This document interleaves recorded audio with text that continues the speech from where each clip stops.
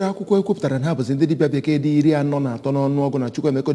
University abụrụgo ndị anabatara na Medical and Dental Council nke Nigeria. Ya bụ mmemme bụ nke emere na Chukwuemeka University Teaching Hospital Akwukwo. Ọ dọtara Registrar Medical and Dental Council nke Nigeria Dr. T.A.B. Sanusi na ndị nọ na mahadum na ndị ezinụlọ dị iche iche ma ndị enyi ma ụmụ akwụkwọ ma kọmishọna na-ahụ maka ndị uwe ojii CP Echenge na ndị ọzọ gasị. Onye nta akụkọ anyị bụ Chibuzo Okoye wetara anyị akụkọ.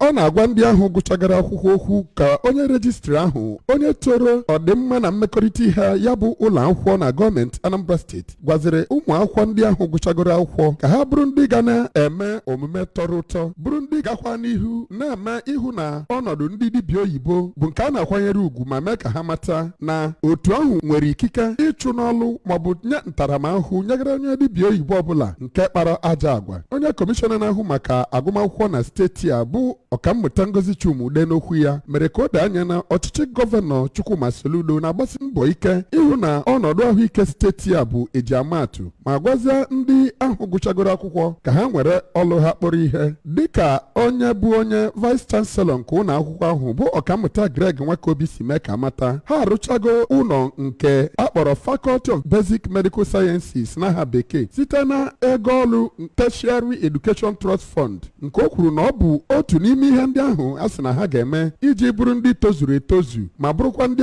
ga-ewelite ọnụọgụ ụmụ akwụkwọ na-anata agụmakwụkwọ na ya bụ mahadum. Onye Provost College of Medicine nke ya bụ mahadum bụ Ọkammụta Emmanuel Ojiyi gwara ABS na ha na-agbasi mbọ ike ịfụ na ya bụ ụlọ akwụkwọ mahadum bụ ọkaibe n'obodo Naijiria ma gwazie ndị ahụ gụchagoro akwụkwọ ka ha bụrụ ndị ga na-eme omume ga na-ewelite aha ụlọ akwụkwọ ahụ elu oge ọbụla. Onye bụ onye Provost nke mbụ na College of Medicine nke ya bụ mahadum bụ Ọkammụta Frank Akpụaka nyekwere nkụzi mgbe e mere ya bụ mmemme. Dọkịta Lilian Amuche Ọnụike bụ nye kacha ma ọfụma na ndị ahụ gụsịgoro akwụkwọ ebe ọ bụ idu n'ihe ọlụ nke ụmụ akwụkwọ ndị ahụ gụchara akwụkwọ mere bụ ihe kacha pụta ihe n'oge e mere ya bụ mmemme site n'ụlọ ọgwụ Chukwuemeka University Teaching Hospital Akwukwo. Aha m bụ Chibuzo Okoye maka akụkọ ụwa ABS.